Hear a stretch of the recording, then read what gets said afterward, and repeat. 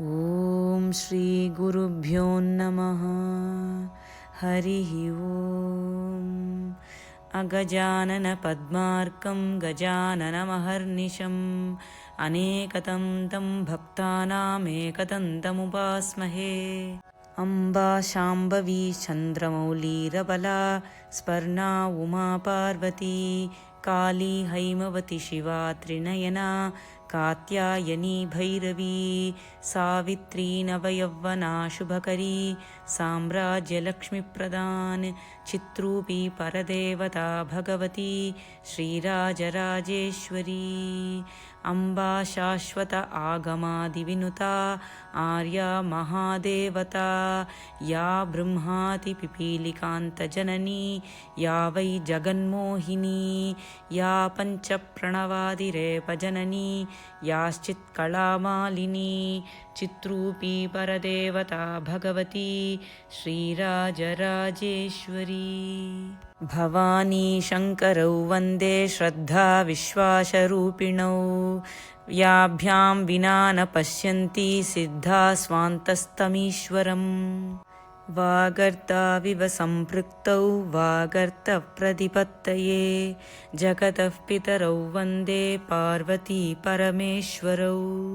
புகழ்வோம் கணபதியின் பொற்கழலை நாளும் திகழ்வோம் பெருங்கீர்த்தி சேர்ந்தே இகழ்வோமே புல்லரக்கப் பாதகரின் பொய்யலாம் ஈங்கிது காண் வல்லபைக்கோன் தந்தவரம். முறையே நடப்பாய் முழுமூட நெஞ்சே இறையேனும் வாடாய் இனிமேல் கரையுண்ட கண்டன் மகன் வேதக்காரணன் சக்தி மகன் தொண்டருக்குண்டு துணை. நமக்குத் தொழில் கவிதை நாட்டிற்குழைத்தல் இமைப்பொழுதும் சோராதிருத்தல் உமைக்கினிய மைந்தன் கணநாதன் நங்குடியை வாழ்விப்பான் சிந்தையே இம்மூன்றும் செய்.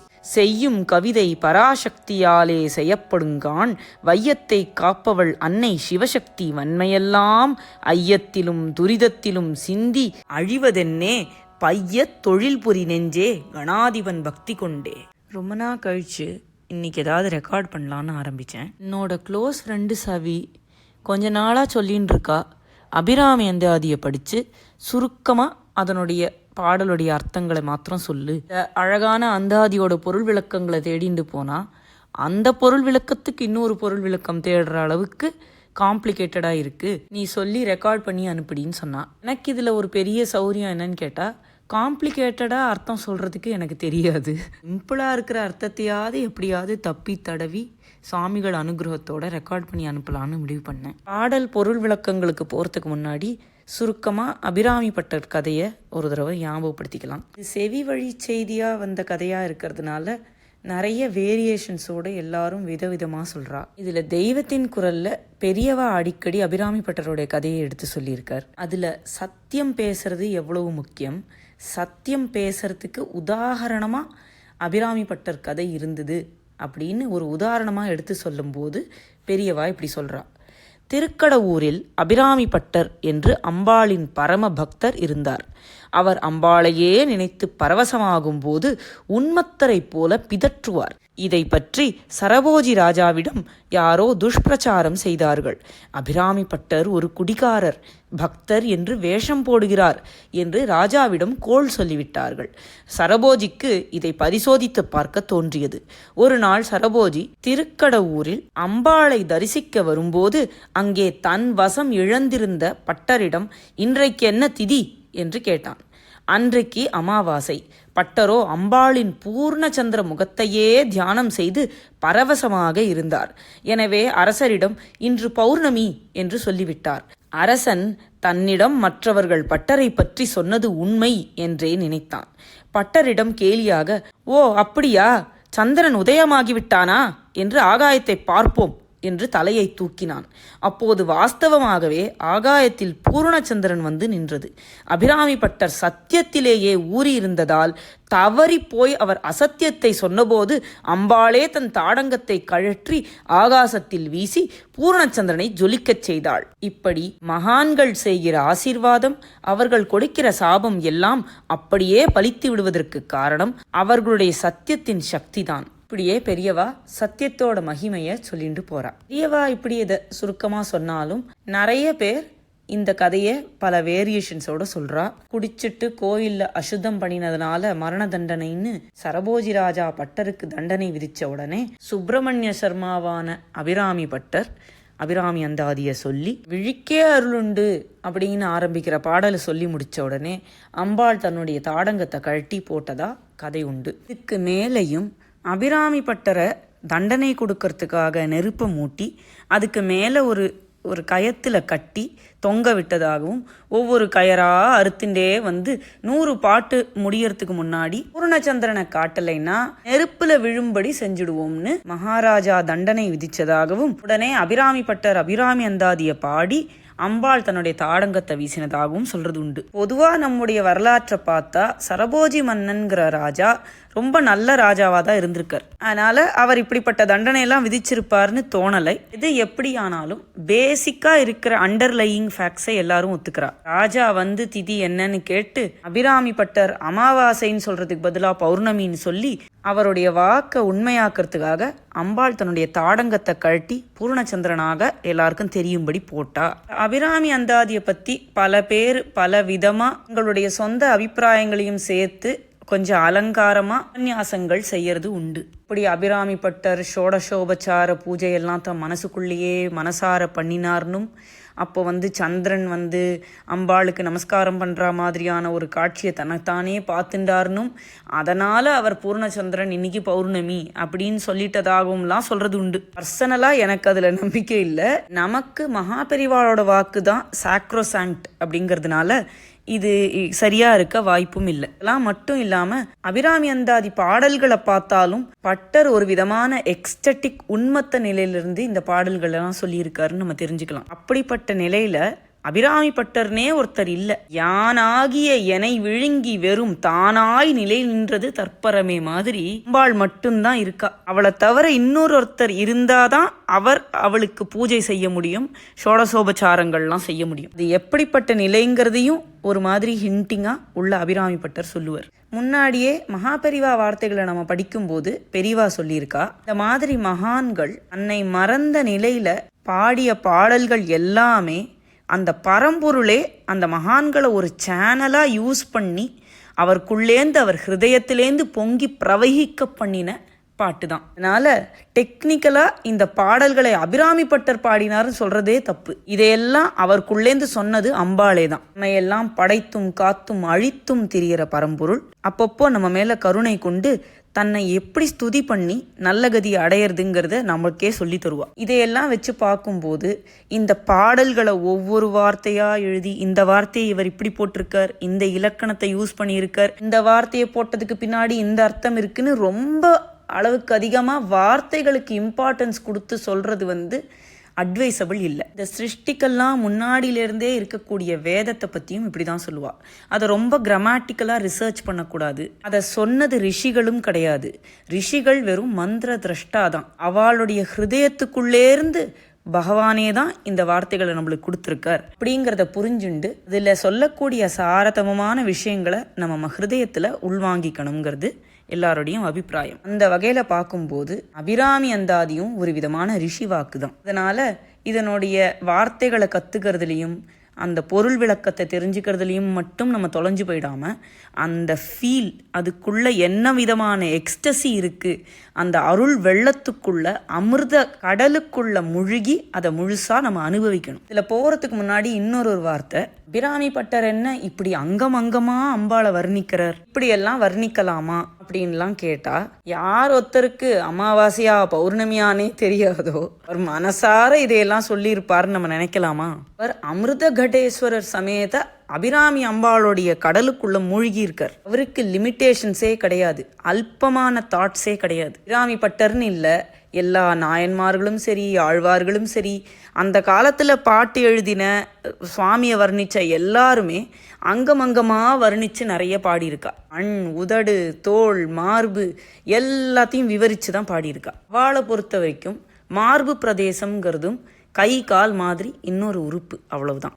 செப்பிளமுலை நன் மங்கை ஒரு பாகமாக விடையேறு செல்வன் அடைவார் ஒப்பிள மதியும் அப்பும் முடிமேல் அணிந்தன் உளமே புகுந்த அதனால்னு திருஞான சம்பந்தமூர்த்திகள் பாடியிருக்கார். இப்படி சொல்லிகிட்டே போகலாம், யார் யார் எப்படி எப்படி எல்லாம் வர்ணிச்சிருக்கான்னு. இப்படிப்பட்ட மகான்களுக்கு லிமிட்டேஷன்ஸே கிடையாது.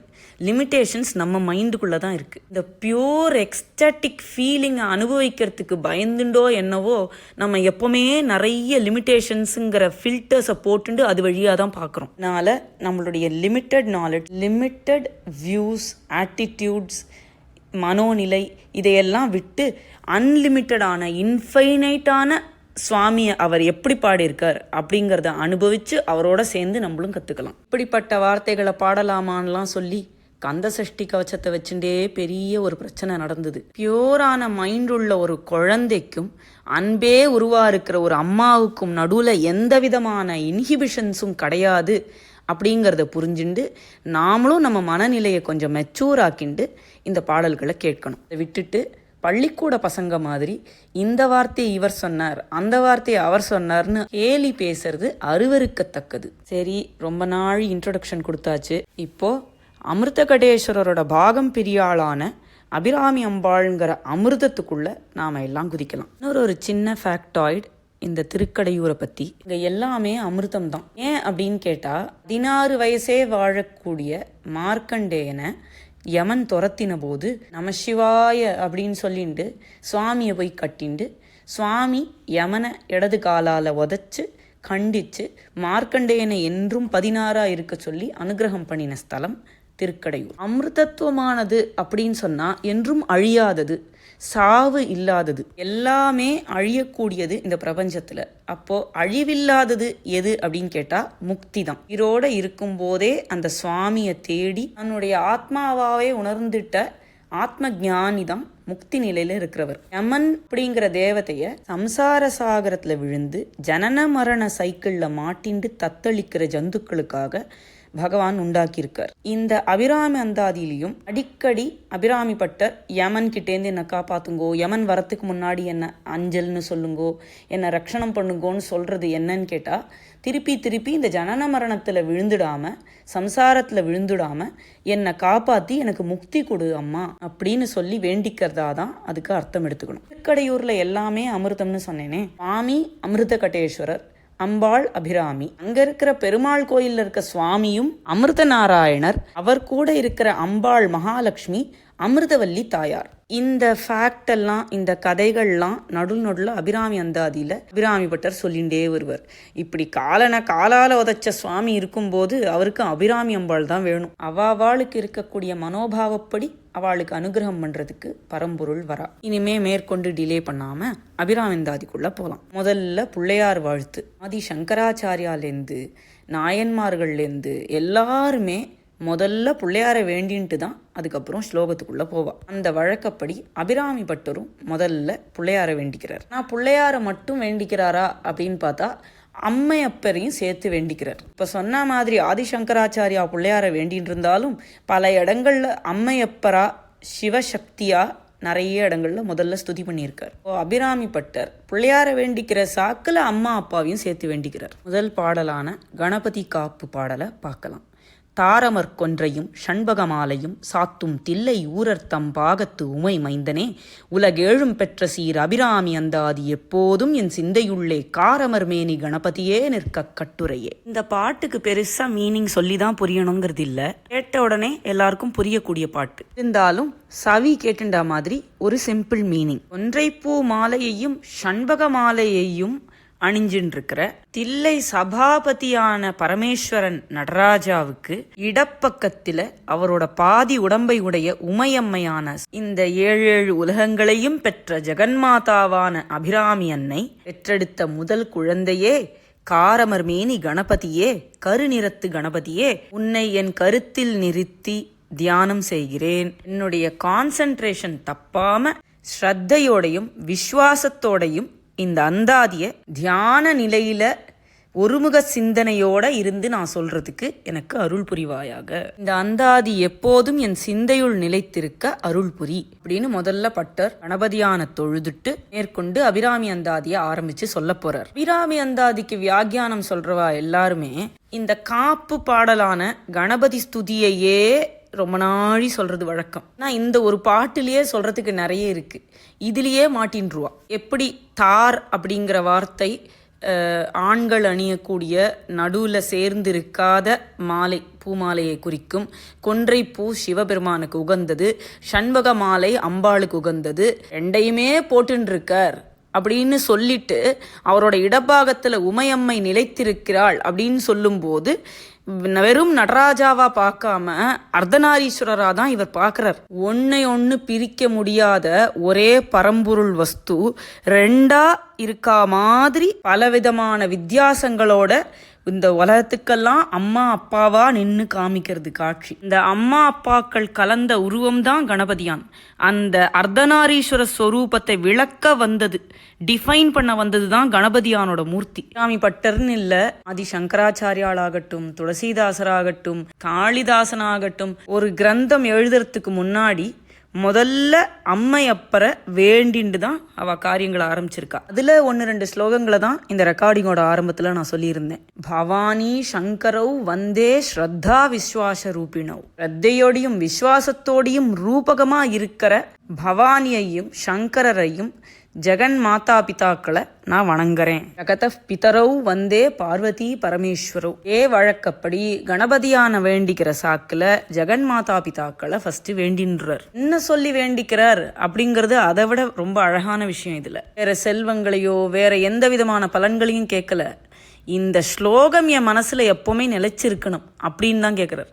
நல்ல ஸ்ரத்தையும் கான்சென்ட்ரேஷனும் எனக்கு வரணும். அதாவது பக்தி ஸ்ரத்தையா நான் சொல்லணும், அந்த பக்தியே தான் எனக்கு வேணுங்கிற பலன். இப்படிப்பட்ட பக்தியும் ஸ்ரத்தையும் நமக்கு வரணும்னா நம்மளுடைய கவனம் வெளியில போகாம உள்பார்வையா திரும்பி நமக்குள்ள ஆத்ம ஜோதிஷா விளங்குற சுவாமி கிட்ட இருக்கணும். எல்லா இடத்துலையும் நீக்கமர நிறைந்திருக்கிற பரம்பொருள் வஸ்துவை நான் மறக்காம எப்பவும் என் மனசுல நிலைநிறுத்தி இந்த ஸ்லோகத்தை சொல்லணும். ஏனோபனிஷத் சொல்றவா ஆரம்பத்துல சொல்ற சாந்தி பாடத்துல இப்படி வரும். அந்த பிரம்மத்தை நான் நிராகரணம் பண்ணாம இருக்கணும். அந்த பிரம்மம் என்ன நிராகரணம் பண்ணாம இருக்கணும். அதாவது நான் இப்போ ஒரு உபனிஷத் சொல்ல போறேன், இது சொல்றதே எனக்கு முழு ஸ்ரத்த இருக்கணும். என்னுடைய மனசு பிரம்மத்துக்குள்ள நிலைச்சிருக்கணும். அதை அலட்சியம் பண்ணிட்டு வெளியில என்னோட சிந்தனை ஓடக்கூடாது. அப்படி அது ஒருவேளை ஓடினாலும் அது அந்த பிரம்மத்தோடைய வேலை தான். அது என்னை கைவிட்டுடுத்துன்னு அர்த்தம். அப்படி அந்த பரமேஸ்வரன், அந்த பரம்பொருள் வஸ்து என்னை கைவிடாம எனக்கு ஸ்ரத்தையை கொடுத்து, பக்தியை கொடுத்து, அன்பை கொடுத்து, மனசுல எப்போதும் கான்சென்ட்ரேஷனோட இந்த ஸ்லோகத்தை சொல்றதுக்கு அனுகிரகம் பண்ணணும். என்ன ஸ்லோகம் இது, ஒரு ஸ்லோகம் யாரோ ஏதோ என்னைக்கோ எழுதியிருக்கா அப்படின்னு நமக்கு ஒரு நிமிஷம் தோணினா கூட ஸ்ரத்தை இல்லைன்னு அர்த்தம், இந்த சுவாமியோட அனுகிரகம் இல்லைன்னு அர்த்தம். மக்கே தோணலைன்னா கூட நம்மளை சுற்றி இருக்கிறவா யாராவது ஒருத்தர் அதை பற்றி மட்டமாக சொன்னாலோ, யாராவது ஏதாவது நெகட்டிவாக எழுதி அதை நமக்கு கேட்க நேர்ந்தாலோ, இல்லை இது ஒரு பக்தி கிரந்தமாக இல்லாமல் ஒரு எஜுகேட்டிவாக படித்தாலோ, ஆழ்ந்து அந்த பரம்பொருளோட ஒன்றி மனசில் நிலை நிறுத்தி சொல்ல முயற்சி பண்ணாமல் ஏதோ விட்டேத்தியாக சொன்னாலோ பரம்பொருளோட அனுகிரகம் இல்லைன்னு அர்த்தமாயிடும். இப்படி எந்த பிரதிபந்தமும் இல்லாம தனக்குள்ள இந்த பக்தி கிரந்தம் நிலை நிற்க தன்னை சுத்தி கணபதியானோட அருளோட ஒரு காப்பு கட்டிக்கிறார் அபிராமி பட்டர். இப்போ அபிராமி அந்தாதியுடைய முதல் பாடல். உதிக்கின்ற செங்கதிர் உச்சித்திலகம் உணர்வுடையோர் மதிக்கின்ற மாணிக்கம் மாதுளம்போது மலர்கமலை துதிக்கின்ற மின்கொடி மென்கடி குங்குமதோயம் என்ன விதிக்கின்ற மேனி அபிராமி எந்தன் விழுத்துணையே. முதல் பாட்டு உதிக்கின்றன்னு ஆரம்பிச்சிருக்கார் அபிராமி பட்டர். அதனால 100வது பாட்டு உதிக்கின்றன்னு முடிக்கணும். அவர் இலங்கை ஜெயராஜ் ஐயா எப்பவும் அடிக்கடி சொல்வார், ஊ அப்படிங்கிற எழுத்து எவ்வளவு மங்களகரமானது. எத்தனையோ பக்தி கிரந்தங்கள் தமிழ்ல இருக்கிற இலக்கியங்கள் ஊல ஆரம்பிச்சிருக்கு. அது பரம்பொருளோட ஸ்வரூபம்னு நிறைய சொல்லியிருக்கார். பெரிய புராணத்துக்கு உலகெலாம்னு அடி எடுத்து சுவாமியே கொடுத்திருக்கார். உலகெலாம் உணர்ந்து ஓதற்கரியவன் நில உலாவிய நீர்மலி வேணியன் அலகில் சோதியன் அம்பலத்தாடுவான் மலர் சிலம்படி வாழ்த்தி வணங்குவான்.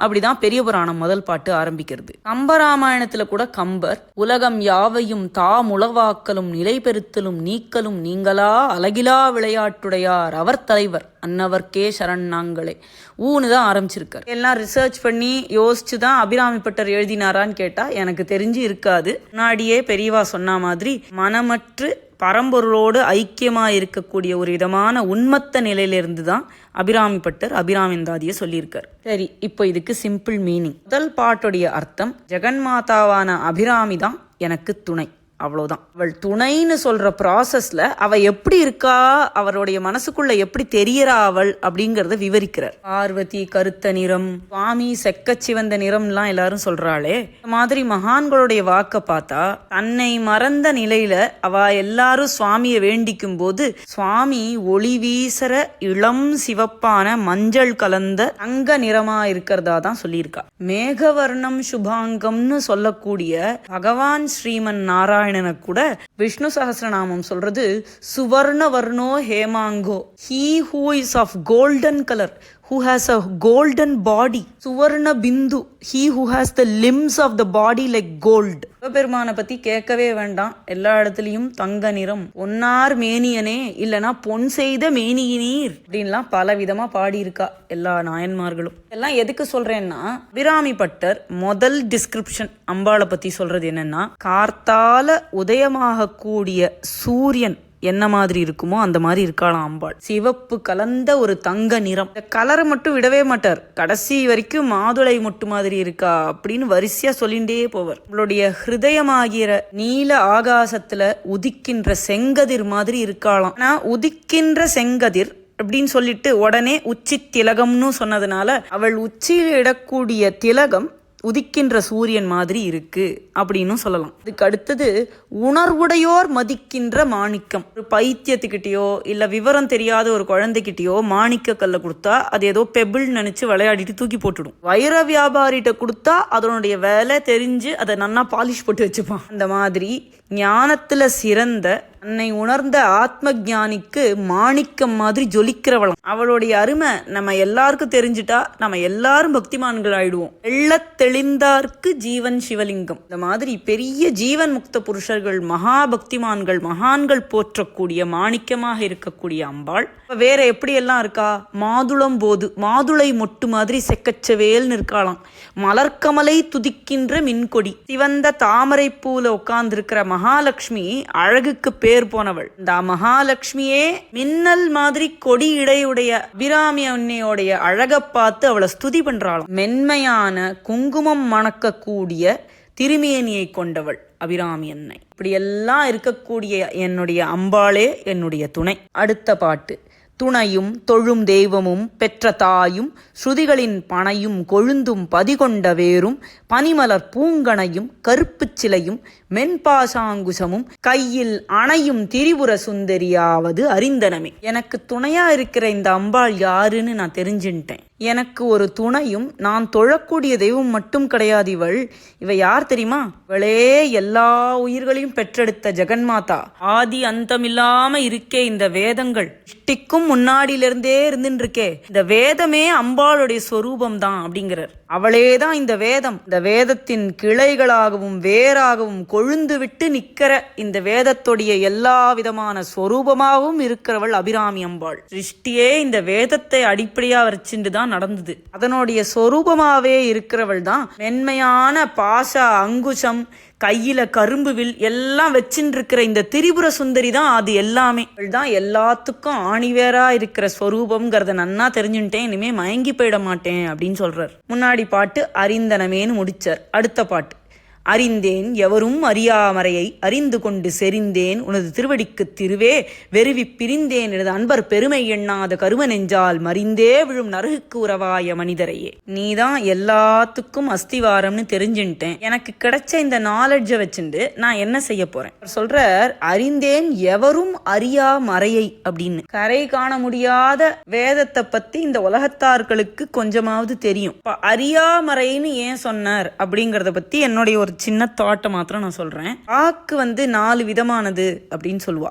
வைகரிங்கிற வாக்கு தான் வெளியில வந்த சப்தம். அதுக்கு ஜஸ்ட் முன்னாடி அதனுடைய பேரு மத்தியமா. அதுக்கும் முன்னாடி உள்ள அது பஷ்யந்தி வாக்கா இருந்தது. இதுக்கும் முன்னாடி அந்த வாக்கு ரொம்ப உள்ள மௌனமான பட் ஆல் கன்வேயிங்கா இருக்கக்கூடிய ஒரு சப்தத்தோட விதையா அது இருந்தது. என்னுடைய எல்லா புலன்களையும் எல்லா வெளி வியாபாரங்களையும் அடக்கின ஒரு ரிஷியால மாத்திரம்தான் அந்த பராவாக்க டேப் பண்ணி தெரிஞ்சுக்க முடியும். அந்த மாதிரியான ஒரு ஸ்திதியிலிருந்து அபிராமி பட்டர் சொல்றார், வெளியில யாருக்கும் தெரியாத உள்ளுக்குள்ள இருக்கிற வேத வார்த்தையா நான் உன்னை உணர்ந்திருக்கேன். சரி, உன்னை உணர்ந்துண்டு நான் என்ன பண்ணேன்? தெரிந்தேன் உனது திருவடிக்கே. யாரும் தெரிஞ்சுக்க முடியாத ரகசியமான வேதமா இருக்கிற உன்னை தெரிஞ்சுண்டு உன் திருவடியே சரணம்னு உன் திருவடியில விழுந்துட்டேன். திருவே அப்படின்னு கூப்பிடுறார், மகாலட்சுமியே அப்படின்னு. இதுக்கப்புறம் சொல்றார், வெறும்ன சரணாகதி மட்டும் பண்ணல, இந்த வெளி வியாபாரமே வேண்டான்னு வச்சுட்டேன் அப்படிங்கிறார். அதை நினைச்சு பயப்படுறேன்னு சொல்றாரு. வெறுவி பிரிந்தேன். ஆத்ம சாதனையை விரும்புற ஒரு முமுட்சுக்கு யார் இன்ஸ்பிரேஷன் அப்படின்னு கேட்டா, இந்த பரம்பொருளை தனக்குள்ள பார்த்த பெரிய ஆத்ம ஞானிகளும் மகான்களும் தான் மிகப்பெரிய இன்ஸ்பிரேஷன். இப்படிப்பட்ட உயர்ந்த மகான்களுடைய அருமை தெரிஞ்சுக்க முடியாத, திருப்பி திருப்பி கெட்ட கர்மாக்கள்ல நுழைஞ்சுண்டு நரகமாகிற சம்சார சாகரத்துக்குள்ள விழுந்துட்டே இருக்கிற மனிதர்களை பார்த்து பயந்து அஞ்சி ஓடுறேன் நான் அப்படிங்கிறார். ஊனாரும் உயிர் வாழ்க்கை உருத்தென்றே வெறுத்திடவே மாதிரி உலக வியாபாரத்துல முழுமூச்சோட இறங்கி இருக்கிறவாளோட எந்த சங்கமும் எனக்கு வேண்டாம், உனக்கே நான் சரண் அப்படின்னு சொல்றார். 4வது பாட்டு. மனிதரும் தேவரும் மாயா முனிவரும் வந்து சென்னி குனிதரும் சேவடி கோமளமே கொன்றைவார் சடைமேல் பனிதரும் திங்களும் பாம்பும் பகீரதியும் படைத்த புனிதரும் நீயும் என் புந்தி என்னாலும் பொருந்துகவே. உன்னை உணர்ந்ததுனால நான் ஒன்னு பண்ணினேன், யாரோட சங்கமும் வேண்டாம், நீயே கதின்னு உனக்கு சரணாகதி பண்ணியிருக்கேன். இப்ப நீ என்ன பண்ணணும்? நீயும் உன்னை பாதியா வச்சுட்டு இருக்கிற பரமேஸ்வரனாகிய ஜெகத்பிதாவும் நீங்க பார்வதி பரமேஸ்வராலா என் மனசுக்குள்ள எப்போதும் நீங்காம இருக்கணும். எனக்கு எப்போதும் உங்களுடைய தியானம் தான் இருக்கணும்னு வேண்டிக்கிறார். இவ்வளவு பெரிய அம்பாள் உபாசகரா இருந்தாலும் சுவாமி இல்லாம அம்பாளை மாத்திரம்லாம் வேண்டிக்கவே மாட்டார் அபிராமி பட்டர். எல்லா பாட்டிலையும் நம்ம பார்த்துட்டே வரலாம். பிரிக்க முடியாத அர்த்தநாரீஸ்வர ஸ்வரூபமாதான் அந்த ஜெகன் மாதா பிதாக்களை அவர் நினைச்சு தியானம் பண்ணியிருக்கார். மனிதர்களும் தேவர்களும் ரொம்ப உயர்ந்த முனிவர்களும் தலை தாழ்த்தி வணங்கி போற்றக்கூடிய அழகான திருவடிகளை உடைய மெல்லியல்பு கொண்ட கோமளவல்லியான அபிராமி அன்னையே, அழகான கொன்றை மாலைய தலையில ஜடாமடியில சூடின்னு இருக்கிற எங்க பரமேஸ்வரன், குளிர்ச்சியான திங்கள் அதாவது சந்திரனையும் கங்கையையும் பாம்பையும் ஆபரணமா அணிஞ்சின்னு இருக்கக்கூடிய எங்கள் ஜெகத்பிதாவான புனிதரும் நீயும் எப்போதும் என் சிந்தையில நிலையா நின்று இருக்கணும் அப்படின்னு வேண்டிக்கிறார். பொருந்திய முப்புரை செப்புரை செய்யும் புனர்முலையால் வருந்திய வஞ்சி மருங்குல் மனோன்மணி வார்சடையோன் அருந்திய நஞ்சு அமுதாக்கிய அம்பிகை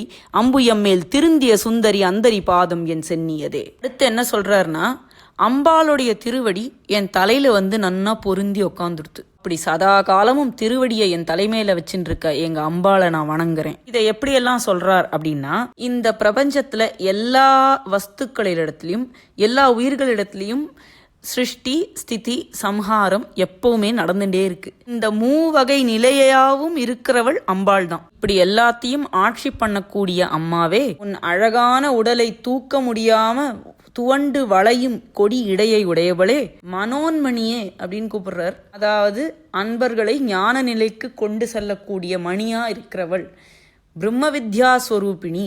அன்னைக்கு சிவபெருமான் ஆலகால விஷத்தை குடிச்ச போது அதை கழுத்துல நிறுத்தி அதையே அவருக்கு அமிர்தமாக்கினவளே, அழகான தாமரை பூவுல அமர்ந்திருக்கும் திரிபுர சுந்தரி, உன்னுடைய திருவடிகளை என் தலையில் கொண்டேன் அப்படின்னு சொல்றார். எப்போதுமே அது நிலைத்து நிறுத்திருக்கட்டும். சென்னியது உன் பொன் திருவடி தாமரை சிந்தையுள்ளே மன்னியது உன் திருமந்திரம் சிந்துர வண்ணப் பெண்ணே முன்னிய நின் அடியாருடன் கூடி முறைமுறையே பன்னியது என்றும் உந்தன் பரம ஆகம பத்ததியே. இப்போ தன்னுடைய நிலைமை என்ன அப்படின்னு சொல்றார். தலையில அம்பாளுடைய திருவடி பொருந்தி இருக்கு. என்னுடைய நெஞ்சினுள்ள உன்னுடைய அழகான திருமந்திரம் திருப்பி திருப்பி திருப்பி வந்துட்டு இருக்கு. சிந்தூரத்தின் செம்மையான செக்கச் சிவந்த நிறத்தை உடைய பெண்ணே, உனக்கு சரணாகதி பண்ணி உன் திருவடியை ஸ்துதிக்க வந்திருக்கிற அடியார்களுடைய சத்சங்கத்துல சேர்ந்துட்டு உன்னுடைய பெருமைகளை பாடக்கூடிய வேத ஆகம நெறிகளை எல்லாம் நான் திருப்பி திருப்பி சொல்லின்னு இருக்கேன், ஸ்துதி பண்ணி பாடின்னு இருக்கேன்.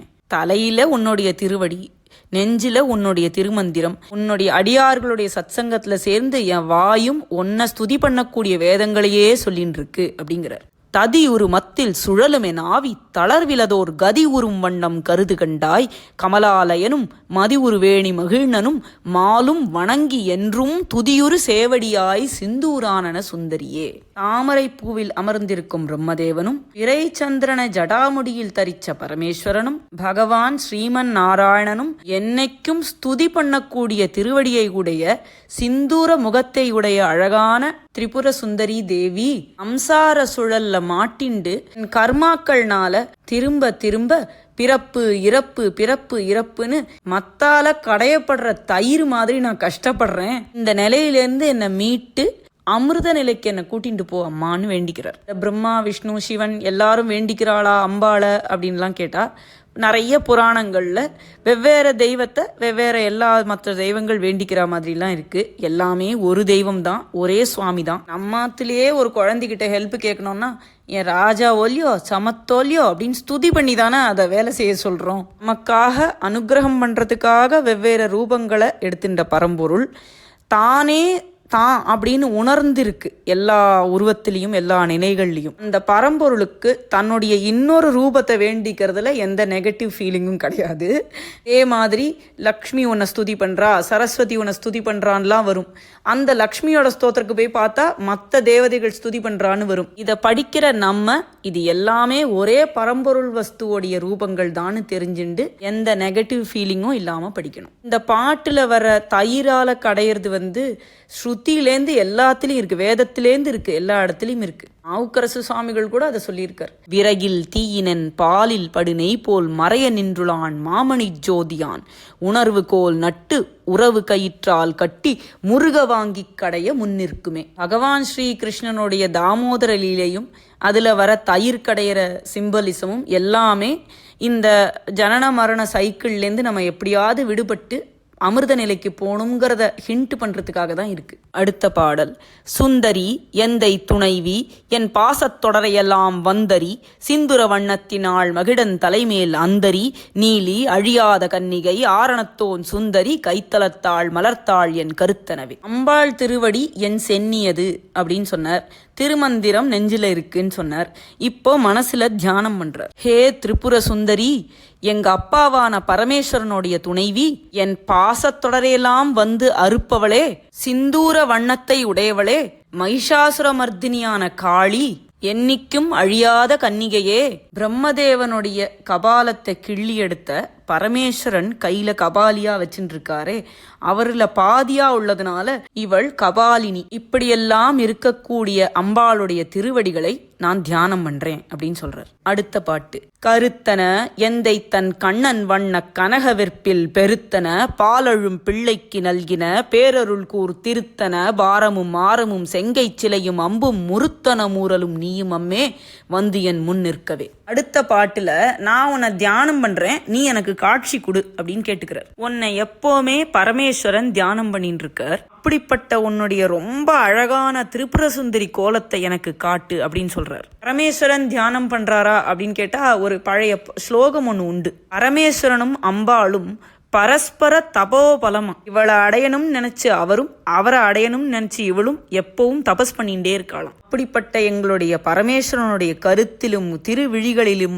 நிலைத்து நிற்கக்கூடிய உன்னுடைய திரிபுர சுந்தரி கோலமானது எந்த மேருவை போன்ற தனங்களால குழந்தையான ஞான சம்பந்த பிள்ளைக்கு பால் ஊட்டித்தோ, அந்த சின்ன குழந்தைக்கு பிரம்ம வித்யை அந்த மாதிரி கொடுத்ததோ, அந்த மார்பும் அது மேல புரளும் முத்துமாலையும் சிவந்த திருக்கரத்தில் உள்ள கரும்பும் மலர் அம்புகள் எல்லாமா சேர்ந்து முழுமையான உன்னோட திருக்கோலத்தை என் கண் முன்னாடி காட்டு அப்படிங்கிறார். நின்றும் இருந்தும் கிடந்தும் நடந்தும் நினைப்பதுன்னை என்றும் வணங்குவதுன் மலர்த்தாள் எழுதாமறையின் ஒன்றும் அரும்பொருளே அருளே உமையே இமயத்தன்றும் பிறந்தவளே அழியா முக்தி ஆனந்தமே. அபிராமி பட்டர் சொல்றார், உன்னை நான் வேண்டிக்கிறதுக்காக ஸ்பெஷலாக உட்காந்துட்டுலாம் தியானம் பண்ணணுங்கிறதே இல்லைம்மா.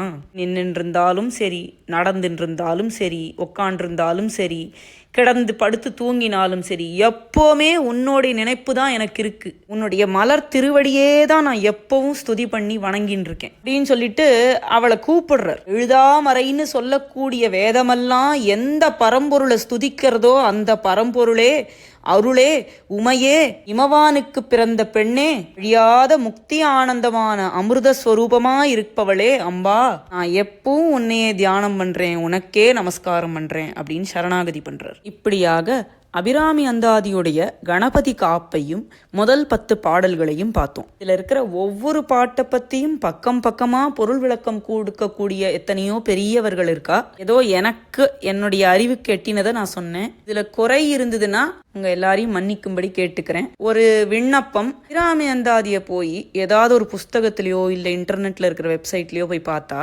ஒவ்வொரு பாட்டுக்கும் ஏதாவது ஒரு இது கிடைக்கிறதுக்காக இந்த ஸ்லோகம் சொல்லணும், இது கிடைக்கிறதுக்காக இந்த ஸ்லோகம் சொல்லணும், அனைத்தும் வசமாக இல்வாழ்க்கையில் இன்பம் பெற, உயர் பதவிகளை அடைய, குடும்ப கவலையிலிருந்து விடுபட அப்படின்லாம் நிறைய போட்டிருக்கா. ஒவ்வொரு ஸ்லோகத்துக்கும் யார் இதை கண்டுபிடிச்சான்னு எனக்கு தெரியல. இதை படிச்சா அபிராமி பட்டரே ஆச்சரியப்படுவாருங்கிறது நிச்சயம். அவர் நாளைக்கு ராஜா என்ன தண்டனை கொடுப்பான்னு கூட தெரியாம தன்னை மறந்த நிலையில அபிராமியோட ஒன்றி இருந்த ஒரு மகான். நின் அன்பர் பெருமை எண்ணாத கரும நெஞ்சால் மறிந்தே விழும் நரகுக்கு உறவாய மனிதர்களை பார்த்து பயந்து ஓடினவர். அவர் நம்மளுடைய இல்வாழ்க்கையில நம்மளுக்கு இன்பம் கிடைக்கணுங்கிறதுக்காக இந்த ஸ்லோகத்தெல்லாம் சொல்லியிருப்பாருங்கிறது எவ்வளவு பெரிய அஜ்ஞானம், எவ்வளவு பெரிய அறிவீனம். அதனால தயவு பண்ணி இந்த ஸ்லோகத்தை சொல்றவா அம்பாளுடைய அனுகிரகம் கிடைக்கணுங்கிறத மாத்திரம் மனசுல கொண்டு இதை சொன்னா அவளை அம்பாள் பார்த்துப்பா. அறிவும் மொழி ஞானமும் இந்த விதமான உபாசனா ஞானமும் இல்லாத என்னுடைய இந்த மட்டமான பொருள் விளக்கத்தை கேட்டு அதனால டிஸ்கரேஜ் ஆகாம எல்லாரும் அபிராமி அந்தாதியை படிச்சு அதனால கிடைக்கக்கூடிய எல்லா அனுகிரகத்தையும் அடையணும்னு நான் வேண்டிக்கிறேன். அடுத்த 10 பாடல்களை அடுத்த ரெக்கார்டிங்ல பார்க்கலாம். ஓம் ஸ்ரீ மாத்ரே நமஹ.